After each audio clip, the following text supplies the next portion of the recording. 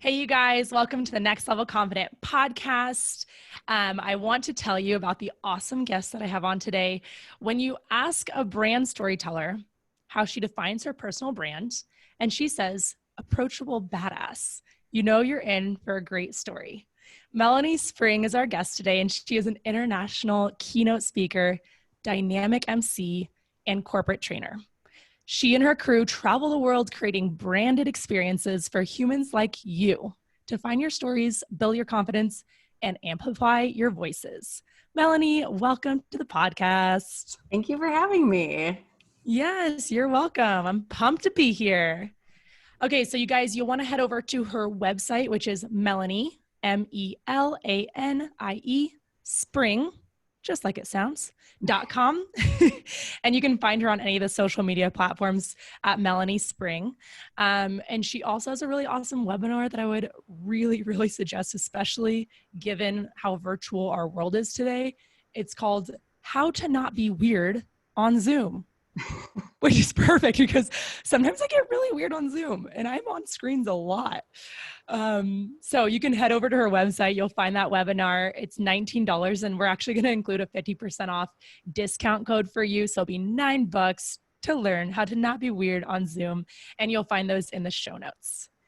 Did I get everything in there, Melanie? Did I get everything? I think we did it. Okay, so Melanie, tell us why you are so passionate about teaching individuals how to share their story. Well, because everyone has a story and everyone has a story that they're not willing to share. And I realized this because I had so many stories that I wasn't willing to share and I wasn't willing to tell other people because I thought, well, what if they don't like me because I shared that story? And I realized that I wasn't the only one feeling that way. So the more I started sharing, the more people would come up to me and start sharing their stuff with me. And I was like, oh, there's way more out there than I realized. And over time, I had a branding agency for a really long time. And by the time I finally decided to start taking this calling that I felt on my life to go, okay, it's time for me to start helping other people share their stories, not just find their brands, but truly understand their stories. I realized that it was because I had so many stories that I was hiding from and kind of worried about other people. And as I started breaking through those barriers, I realized I was able to help other people do the same thing. So it's we all have these stories that we need to share, and it's up to us to be able to give them to the world. And if we keep them to ourselves, then we're doing ourselves and everyone else a disservice. Totally. It's like one of my favorite quotes, which is, as we let our light shine, we unconsciously give others permission to do the same. Exactly. And that's exactly what you do. Yeah. Well, actually, I did a numerology class, which I don't know if you know anything about numerology, but it's the numbers of your birthday, the numbers of your name. So you turn your letters into numbers, and it becomes the numbers of your life path, your personality, your work, and your relationships. And my life path was to be a builder and a master builder because I'm a 22. And she defined that as a lighthouse. She's like, your job is to stand firm in the foundation of being a lighthouse, not to run around giving people light, but to stand there and attract people with your light. And the more I talk to her, the more she's like, you're doing even more. She's like, your light is shining brighter and brighter as you go. So I accept that light situation. That's so cool. Wait, where does 22 play? Is that your birthday or is that your name or something? It's my, if you add 913, 1980 together, it becomes a 4, which with other numbers, it becomes a 22. So it breaks down to 22. And that's typically, I could get into a whole long thing about this, but typically that means that someone usually looks like they have ADHD or they have a hard time focusing on things. But really, it's if you get grounded, you could go to a much higher level and tap into that God light or that manifestation level of being able to pull in information for other people to gift it to the world. So wow, really interesting. Cool. Wait, so if my birthday is on April 22nd, does that 22 play into anything or no? No, but like I can super quickly do this for you if you want. Oh my gosh, yes. Tell me. Go off on a whole tangent with this. Tell me I know, like we didn't plan this, you guys, but now I'm curious. Are you going to a certain website or something like that? Like no, what's your year? 1992. 9 plus 2. So 4 plus 2 plus 2 plus 1 plus 9 plus 9 plus 2 equals 29. So you're an 11. Okay, so wait, what did you just do though? So you added 1992, you added every single number plus together, 9 plus 9 plus 2. 29. Okay. And then how'd you get 11? 9 plus 2 together, it becomes 11. Oh, because you take the 92, because I was born in 1992. Nope, you just take all of the numbers together, add up to the number 29. So if you do 4 plus 2 plus 2 plus 1 plus 9 plus 9 plus 2 equals 9 plus 2. Okay. And that equals 11. And so you're a master builder is a 22 and a master teacher is an 11.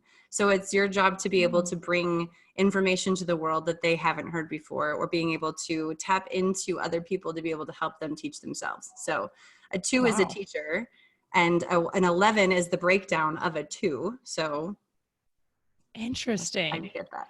Interesting. I think I'm still a little confused about, I don't understand where the 11 came. I'm still confused about where the 11 is. So what's a 9 plus 2? 11.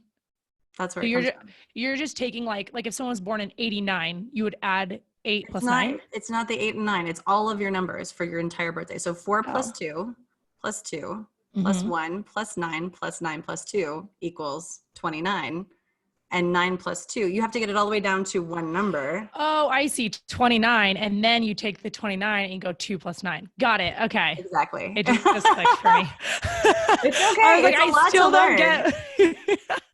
That is so interesting. Well, where can people, like, if people are listening, they're like, wait, I'm interested and intrigued and also a little confused. Where could they find more information about this? My friend Georgette Star she's a healer and a spiritual teacher, and she's connected. She's a God person. So she's like connected to like the spiritual realm and to being able to tap into her source, which is so amazing. And some people are just gifted to be able to like see into other people. And she is one of those people. So she lives in this little tiny house in the middle of like outside of Portland, Oregon, in like the middle of this canopy of trees. I mean, it looks exactly like it sounds. Like her house is like that little like troll house, like the little hobbit house in the middle of the woods. And she is like this long gray-haired spiritual teacher who just shows up for people. And the first time I met her, she looked so deep into my soul that I was like, who are you and where did you come from? Because like, I need you in my life. I'm scared, but I love it. Yeah. So she taught a numerology class. I took it. It's a 6-month class that she taught on how to read people's numbers and understand why the numbers work together. So there's like 4 numbers for each person. And if you get married, you change your last name, your numbers change, but your life path doesn't. So like how do you morph and change? Because like if you get in a relationship with someone, you marry them, you attach your soul to them, and then being able to like take that into the next part of your life. But it looks at your entire lifespan and tells you exactly who you'll be and how you'll show up in different parts of your life. And it's really cool. Dang. So. I'm like very into Enneagram and Strength Finders and like all the personality tests, but I've never even heard of this one. So I'm whole different level. Now I'm intrigued. And I'm like, now what changed in my life from getting married? Cause I just got married 6 months ago. There's so much to learn. I love it. I got married 7 months ago. Yeah. So we're almost the same. Oh, really? What month did you get married? August 25th. Oh, we got married August 30th. Oh, wait. So then I guess it has been 6 months. Well, maybe it's 7. I don't count that. I was just rounding. This is a round. Oh no. Yeah. He'll be the one that remembers our wedding, and I'll be like, oh shoot, today is our anniversary. That's funny. That is hilarious. Okay. So tell us what your story is then. Cause I feel like you must have a powerful story if you're doing this to help people share their story. Yeah. So the story that I have a talk I call Rock Your Life. And it's basically a talk about how everything that you've been through has added up to who you are today. And in your lifetime, there's been tons of great things and also bad things. And all of those things end up adding up to who you become as a human being. And I talk about how I was in Bali 3 years ago and how I mean, there's lots of stories I could tell, but the one that I tell the most is I was standing in a yoga class in Bali, and I was standing in mountain pose, and she said, I want you to think of the words I am and fill in the blank. And I stood there and I was like, I am tall. I am cool. I'm a badass. I'm really cool. Like whatever, like that kind of thing. And then she's like, but I want you to think about the words that everyone else has told you. And I was like, ooh, that's different. I am. And I started going through all the words and I was like, I'm too tall. I'm too skinny. I'm too fidgety. I'm too much. That sucks. So I took that into the class with me, and she's like, I want you to kind of meditate on why that phrase is the phrase that you've attached yourself to. And at the end of the class, she said, now I want you to up level what you thought before. And I want you to really think about the words I am and take it to another level. How can you help yourself kind of become who you want to be? Even if you don't believe it yet, or you don't know if you'll ever believe it, I want you to think of a phrase that you want to believe. Which is funny, we were talking about Georgette Star, and there's nothing funny because it's all perfectly exactly how it's supposed to be. But she that morning had sent me a quote because it was her birthday that day. And she sent me a quote and she said, I'm giving you this poem because I feel this defines you perfectly. And it said, she is free in her wildness, a drop of free water, a wanderess. She belonged to no man and no city. And I sat there and I was like, I am wild and free. And I realized that morning that I am too much and I am wild and free are the exact same phrase, just said differently. So I took that, I was like, okay, well, what if I change the I'm too much into I am wild and free? And I ended up tattooing all good things are wild and free on the front of my arm while I was in Bali, like 2 days later. So cool. And it was like that story is what kind of like took me into that space of 3 years ago going, okay, so how do I change everything? And I ended up I had just broken up with my boyfriend who a year and a half, we had dated for a year and a half and we were totally getting married and it was not working out. Like we broke up on Valentine's Day of all days. Wow. And it was just like, I walked into this class going, okay, like I really want to truly be here and be in this. It was like a 2-week vacation, but it was like a lot of introspective work. And then I got home and my entire company, one of my team members had said, oh, did you, like, nobody's really doing any work while you're gone. And I was like, that's a lot. Oh, really? So I left for 2 weeks and nothing happened. And she's like, no. And even if you have to let me go because you can't keep everybody, that's okay. So I ended up keeping her and letting the rest of the team go and switching everything. And it was 3 years ago that I decided that it was time to switch things. And the reason I say that story is because most of us are holding on to stuff from like way back that we don't even remember. Like I used to sit on my hands all the time watching TV because my mom would tell me I was fidgeting too much. And she got to hear me tell the story of how I was too much because in high school I was told I was too tall and I was too skinny. And I was just like maybe 90 pounds and 6 feet tall at 12, like tiny little human being who is way too tall. So wait, how tall are you? I'm 6 feet. You are? Oh my gosh. I definitely don't weigh 90 pounds anymore, but well, yeah, I think it's probably for the best, but yeah, that's amazing. It's like cool because we haven't met in person and, we Zoom call and I wouldn't know that you're 6 feet tall from a Zoom call, but that's incredible. Yeah. But it's like taking those stories and going, how can I change the story? And how do I become who I really want to be? I mean, there's even another one that I actually told in front of my mom for the first time in a big room of like 600 women in tech. And I was in this talking about the fact that when I was in my early 30s, I cut off all my hair and then my mom and I quit talking to each other, not because of the hair, but it was all at the same time. And we had a big disagreement because of something she had done. And we didn't talk for 2.5 years. And in those 2.5 years, I started doing what I wanted. I started wearing what I wanted. I started getting tattoos. I started doing my hair the way that I wanted. I didn't think about how she was going to think about me during those 2.5 years. And I stopped worrying about how she was going to judge me. And she never did, but I always felt like she would.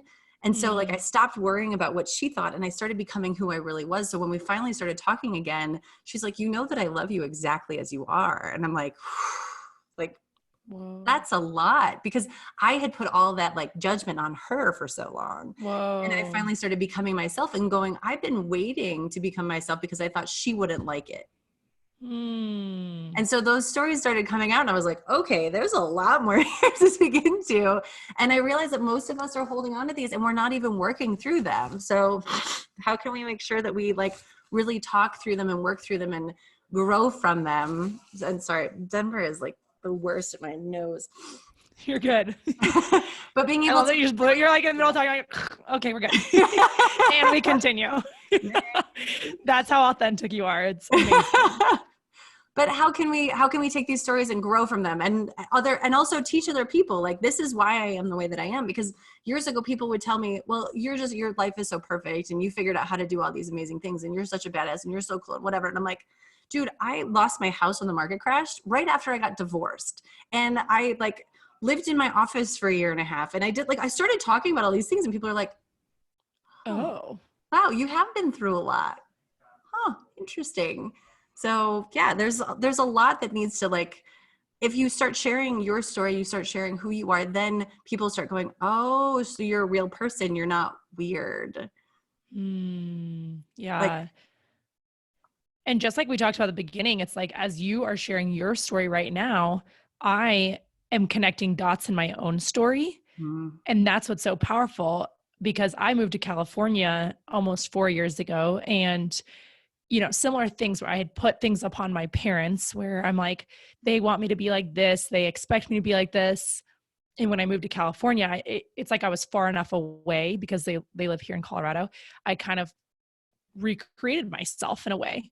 And as you're sharing your story about that, it helps me to connect dots in my own story, which I think is really incredible. And that's how it is every time someone shares their story.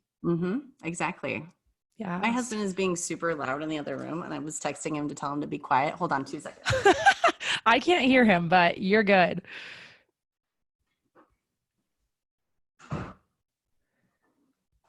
All right. Doors are shut. He's like, I'm so sorry. I'm like, shh. It's okay. We couldn't hear it. I don't think anyone could, Good. but my husband, I can hear it. And I'm like, I can't. It's distracting. Yeah. My husband like yells when he's on the phone. So whenever I do podcasts, we have a living room and then we have our bedroom, right? Because I'm in the office. And I'm like, you can't take phone calls from the living room. You need to go into our bedroom and close the door so we have a room of space, because otherwise we will hear your yelling on the podcast. I make him go into our bedroom, into our bathroom in the other room, or go into the hallway. I'm like, you can't. Like, if I'm recording, you have Put to yourself go in the away. closet. Lock yourself in the closet, hun. Okay, get with all clothing. Get on your hands and knees. Shut the door. Shut the door. Oh, it's amazing. Okay, so one thing you said when we talked on the phone the other day that I loved was speak from who you are, not as someone else. And when it comes to presenting, be that a corporate presentation, an entrepreneur releasing a video on social media, or even a yoga instructor teaching that class, what do you think is the biggest challenge in showing up for an audience? What fears come up for people? Oh my gosh, there's so many of them. I was actually talking about this when I did a webinar yesterday on how to not be weird on Zoom. And I was doing it for a bunch of women at the Riveter, which is a co-working space across the US. And I put together a list of all of the things that people like, the things that stop them from showing up, or the things that stop them from hitting start, or whatever that is. And most of it has to do with the fear of what people will think about them. And that's the thing that stops most of us, but it comes down to ego. Like, when you start realizing that if I'm sitting here not doing this thing, or not sharing this thing, or not giving my story, it's coming from a place of ego if it's about the fact that you're worried about people and what they think about you. If you go to a place of, it's not about me, which I say a lot, I'm like, it's not about you. If you share from that space of, it's not about me, I'm not doing this for me, I'm not doing this to make money, I'm not doing this to feel good about myself, to get more followers, to get more whatever, then you start sharing more authentically, and you hit the play button. You're like, I'm gonna just do this, and I'm gonna do this the way that I need to do this. Like, even in the webinar yesterday, I was like, the thing you really need to think about is, how can I make sure that as I'm showing up, it's not about perfection. It's not about having the right background, or the perfect light, or the perfect outfit, or the right makeup. It's about being you. It's about being authentically you, and what that looks like for you. And I was showing examples of people like, I Mom So Hard is one of my favorite, they're my favorite comedians. And I'm not even a mom, and I love them so much, but they sit in their kids' playroom on the play couch and do their videos. And they have great lighting, they've got great makeup on, they've got the whatever, but they're sitting in their playroom, not in a perfect studio doing their thing, because they're being authentically them. And they're talking about, I mean, they put on bathing suits and tried on bathing suits. Like, I Mom So Hard, like, did a bathing suit edition with their mom bodies in bathing suits, going, doesn't this look amazing? Do you just see how amazing this looks with my rolls? Because they're authentically them, and they're like, this isn't about me, this is about you. How can I share this with you? That's so good. Gosh, I'm thinking of all the ways that has shown up in my own life. And it's so easy when you get on a camera to think about yourself, right? You're like, what is everyone thinking about me right now? Instead of taking the focus off of you and just saying, how can I serve these people? How can I encourage them? What do they need? And I bet you a lot of moms needed to see these mom bods, right?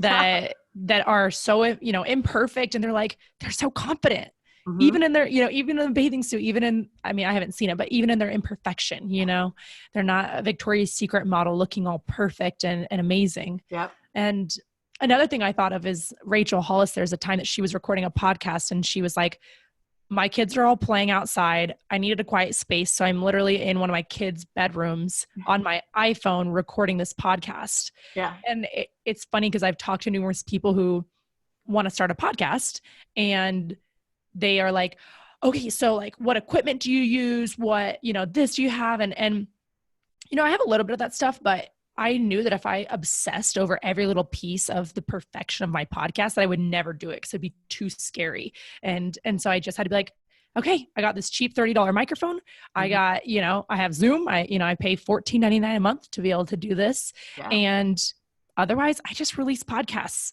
and they're super imperfect, and, they're not. Sometimes I think they're really awesome. Sometimes I'm like, well, I don't know if people care about this or not, but I'll release it anyway, Yeah. and it's more about taking the action despite the imperfection, right? Yeah. One of the things that I do each morning, like I post each of my posts each morning, and it's a terrible way to do that. So don't do what I'm doing because of that. But I realized that if I tapped into what I could feel was really needed that day, the more I like sat with it and was like, okay, well, what's showing up? Like, what's the thing? If I could like, and I'm not a meditator, I'm not good at that stuff. Like I do it to sleep more than anything. But if I just sit there and really think about like, what is needed today and what can I give to other people? And it's not about me. It's not about getting more followers or more likes or more comments. What does someone need today? If one person said, thank you, this was exactly what I needed today. And every time I've done that, someone has posted, oh my gosh, how did you know that was exactly what I needed today? And I'm like, it's reminding me that I can't just post for the sake of posting. I have to think about like, what's the content that I need to be sharing that people really, truly need to hear right now? And how can I do it in the most authentic way? So don't do it that way, but like, if you can really like tap into that content and do it ahead of time, that's always better. That would be more ideal, is to do it in a batch time. So for those of you listening who don't even know what we're talking about, a lot of times it's good if you're posting every day on Instagram, not to do it day by day, but instead to use an app that's like a middleman that you create all your posts in for a week or even a month at a time. So that way you feel more free each day, because you don't have to constantly be thinking, what am I posting today? What am I posting today? Yep. Etc. So, okay. So what about you? Were you ever afraid of showing up for people? Yes, of course. Oh my gosh. So afraid. And it's become a constant work in progress to not be afraid of it and to not be worried about it. I mean, my whole corporate career, which was it was 2002 to 2008, not very long. Like I had 6-7 years or so of working in the corporate space. I was always in trouble. Like in college, I was in trouble, and like I was always in trouble for something. So like I feel like I grew up until at the age of me starting my own business, I was in trouble. And then I got clients, and then I was in trouble again. And I was like, great, this is awesome. I'm always in trouble about something. But it made me start realizing, like, if I own my voice and if I own who I am, then I'm not going to apologize for stuff anymore. And I started thinking about showing up with the "you're welcome" attitude, and not the like haughty, like I'm way better than you kind of like "you're welcome," like that kind of attitude. But I walk into everything that I do now and I'm just like, you're welcome. I am a gift. I don't have gifts. I am the gift, and I'm here to give you something, and you're welcome. And if you don't like it, that's not my problem. Like if you think that I'm insane for making you do what I make you do when I'm speaking, that's your problem. And I hated getting the feedback from people. Like every time I would get like a batch of feedback from a conference or something, that would like make me not want to speak ever again, because like I read the like crappy reviews and be like, oh man, people really hate me. I shouldn't do this. Why am I doing this? But like, that was only 3 of the 300 people who wrote it that I would like focus on that piece of it. And that made me like so scared to want to keep doing it, until I was just like, yeah, but what if I didn't have to read that anymore? So I like actually started farming that out, because I'm like, if my booking manager could read through these, delete the ones that I don't need to see, and just like, unless it's constructive, which not everyone's constructive with feedback, then it would be helpful for me to be able to keep going. And that constructive feedback does help. But at the same time, I'm like, you're not ready for what I have to say to you. And that can't scare me. If you're in my audience and you're listening to a podcast or a webinar, or you're actually in a live audience with me, you're not ready for me. And I have to be okay ahead of time with that so that I can go, I'm going to help people figure something out, but it isn't going to work for everybody. Out of 600 people, 100 of them might not like me at all. Great.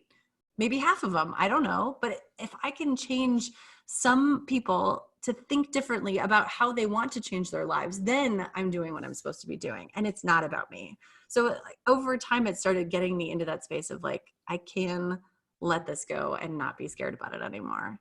So yeah, it's hard, and I'm still. That's a good point. Like because when you put yourself out there, it's so vulnerable, and it's not easy. I mean, I think if anyone that's in the space of showing up, doing podcasts or doing lives or being on social media, everyone knows it's a vulnerable thing. And then if you're the type of person who is generally just watching other people's things, and that's awesome too, but you don't personally put out information, it's just like being careful how you judge people, because it's not easy to constantly put yourself out there. People think it is. People think that, that having a brand or being an influencer or whatever you want to call it, whatever I kind of hate that word, but influencer.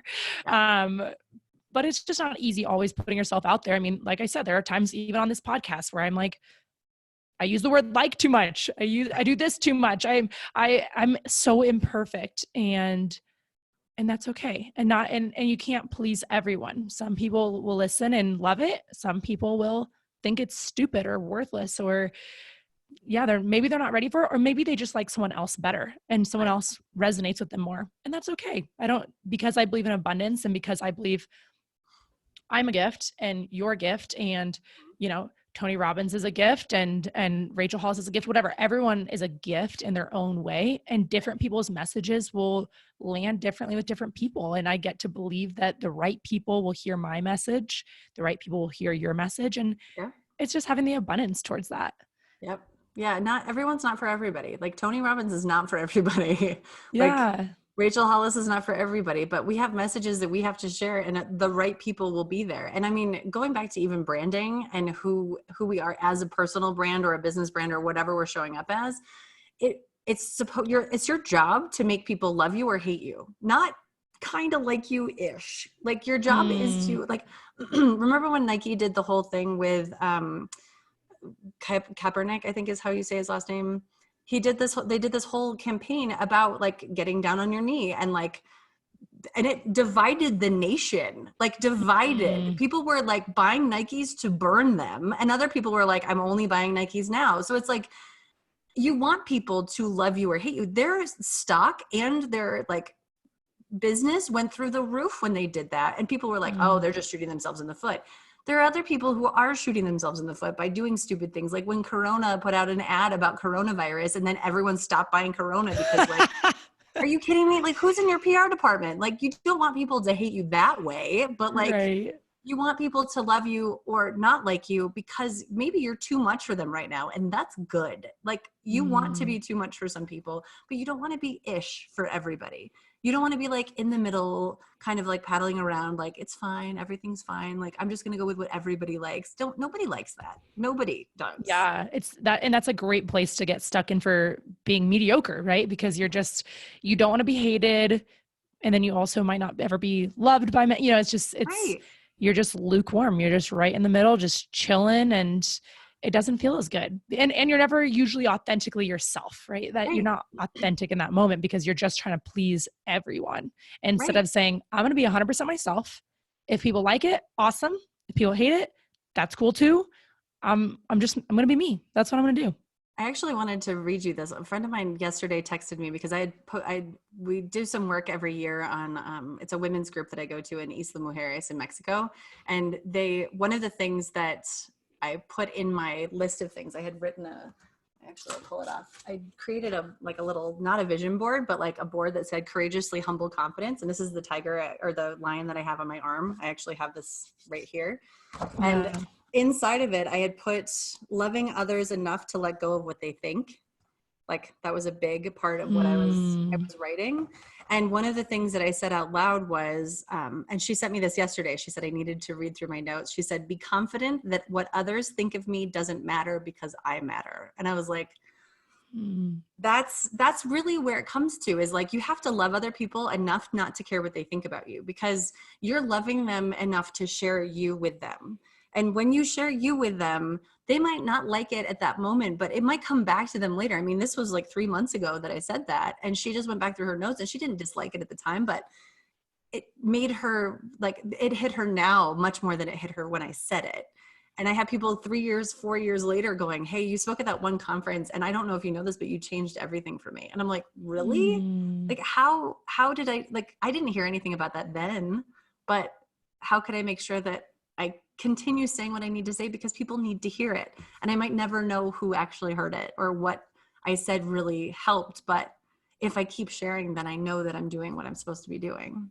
Yeah. And that goes for everyone listening. Like, this isn't just Melanie and I. It's not like our stories are better or something than anyone else's. Every single person who's listening to this at this very moment, your story matters and your story is powerful too.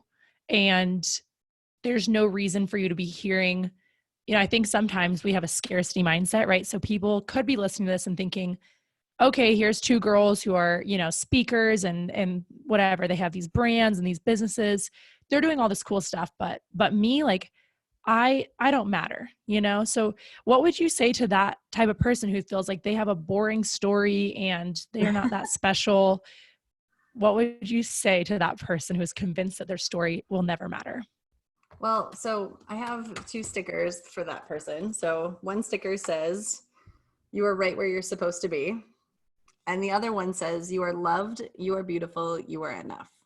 And the things that we say in the mirror to ourselves, those are the things that we believe about ourselves. So if we look in the mirror and we're like, oh man, these wrinkles are too much, or the way that my eye twitches this way is weird, or like, I don't like my nose, or I'm too fat, or I'm too whatever you're saying to yourself, that's what you're going to believe. And if you start saying things like, I am beautiful, I am loved, I am enough, then you'll start thinking about, okay, well, what if I actually truly started believing that? Like when I started thinking I am wild and free, I actually started showing up that way. And when I started saying that to myself all the time, I started showing up that way. And yeah, there are days that I'm just like, oh, I feel fat today. Which, like, I mean, if you're a woman, you understand what that means. Because Totally. it's like a cyclical thing of feeling that way.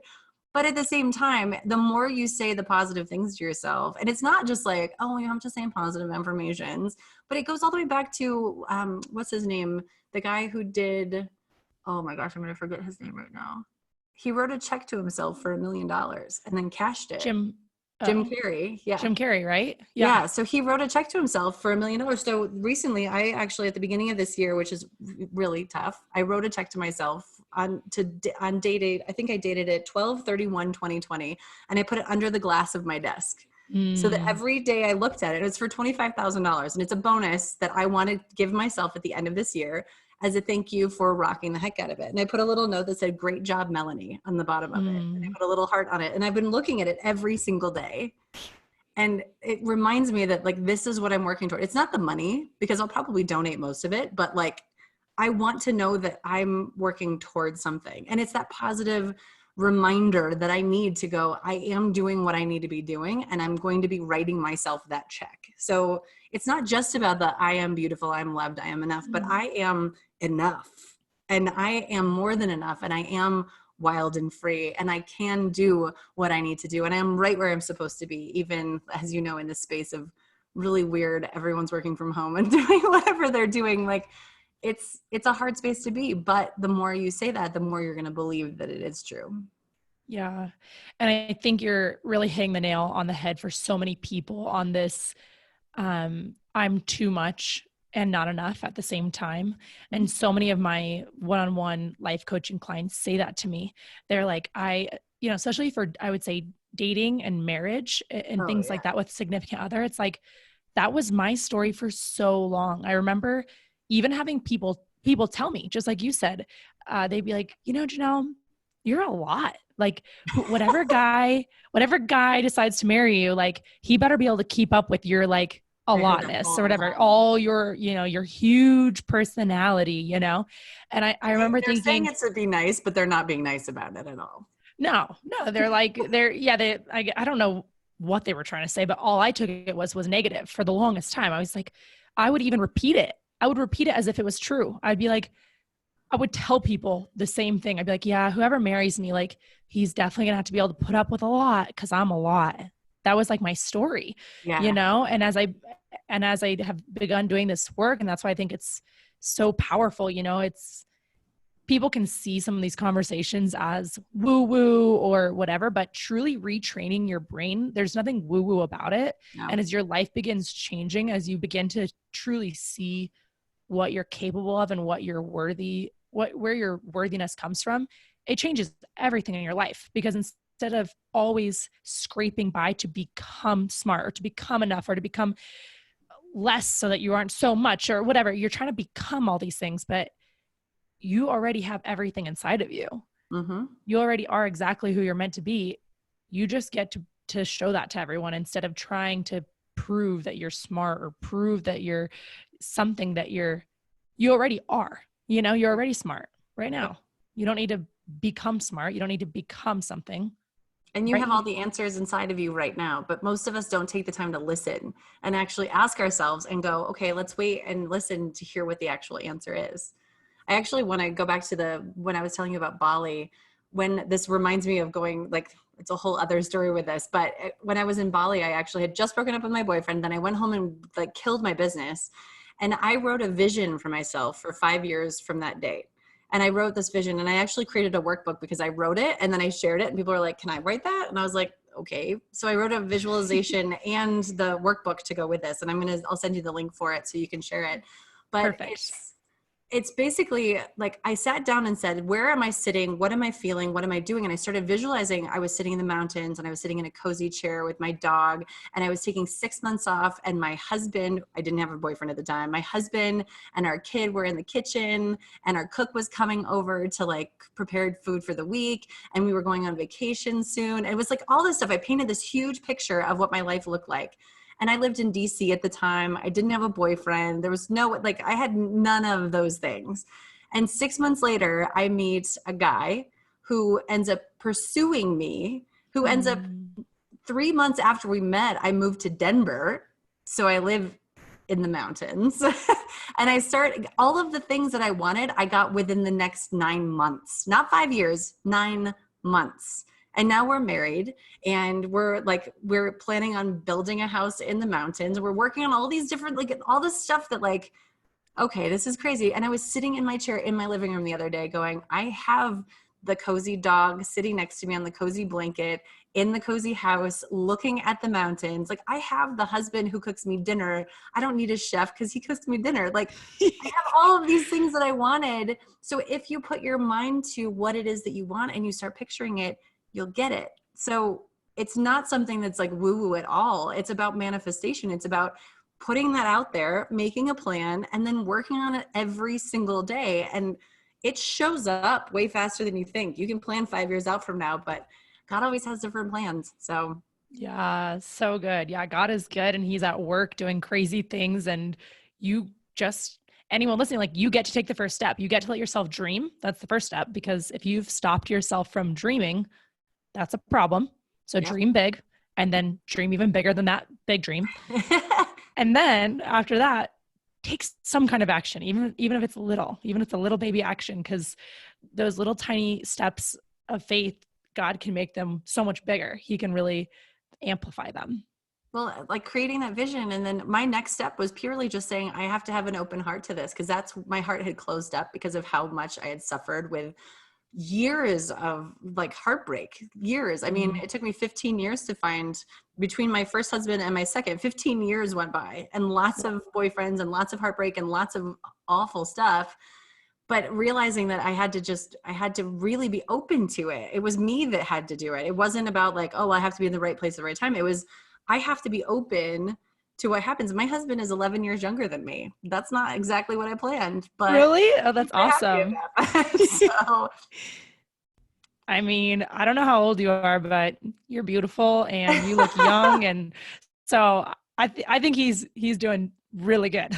Yeah, he got a gorgeous older woman. A gorgeous older woman. Hello, older woman. I love it. I love it.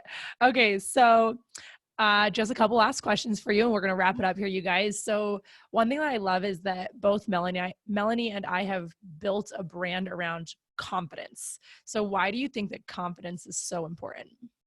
Well, I actually, when I was building that, I asked all of the people that I knew, what did I have that they wanted? And they all said confidence. They're like, you show up in a way that I don't feel like I can. And I feel like being around you makes me more confident. So that's why I started building Speak with Confidence and branded confidence, and really thinking about the confidence piece of things, because I have the confidence and they were like, how do I get more of that? And I was like, oh, well then I need to put that into my brand because it's how I show up anyway. Yeah, so good. I know. I'm trying to think like where I first got my confidence piece from, because I remember I was at a coffee shop in San Diego, and it was about 3 years ago, and I was building my brand on just daydreaming on paper at a coffee shop. And I had someone ask me, what would you name your brand? And I was like, I have no idea, So then it was a kind of a mentor, and he said, well, why don't you write down a bunch of words that you like that kind of resonate with you, and then start to really sift through it. And so I spent days just going through my favorite words and like feelings that I liked, and confidence just kept coming up. I'm like, that's what I just want women to have confidence. I just want women to show Yes. up and like, not even like a fake confidence, but just truly believing deep down who they are. Yeah. That they are freaking awesome. Like every single human being is so awesome. Every time I talk to a new human, I'm like, you're so cool. Everyone is so cool. Yeah. It's so awesome. Okay, cool. So I feel like I'm using the word cool a lot. Cool, cool, cool, cool, cool. I use the word thing a lot, so I get it. There's always Use something, what? the word thing. Thing. That Mm-hmm. thing. We're Thing, going to do thing, the thing. thing. Yep. The thing. The thing. It's a good filler word. Just like cool. Okay, so what are some solid action steps that you would like each person to go do after finishing this podcast? One, you should definitely go do the My Life Vision workbook, because it will change how you think about things, especially if you have the time right now and really want to think about where you're going next. That's going to help you at least get the next step under your belt. And there's a visualization that goes with it. So it's really easy for you to like sit and visualize for a few minutes and then put everything on paper that you just pictured in your head, because you have all the answers. And I would say the second thing is being able to figure out your brand. Like, who are you? Write those words down and come up with what those words are and how you want to show up. Because the more you talk the positive words, you say the positive words, and you speak them to yourself, you're going to start actually believing them. So good. Okay, so we'll link the workbook. Is that what it's called? It's a workbook. Yeah. Workbook below, so you can check that out. And yeah, I think that it's just allowing yourself to truly dream. So go buy that and then let yourself really dream about your life. And it's free, just so you know. Oh, it's free. Oh, you don't even have to buy it. I figured at least it was, a price tag for this, but you guys, you get to dream for free. Exactly. I want everyone to do it. Oh, I love it. Yep. So we're going to link that below. Melanie, thank you so much for being on the Next Level Confident podcast. You are such a light, and your energy and confidence and exuberance.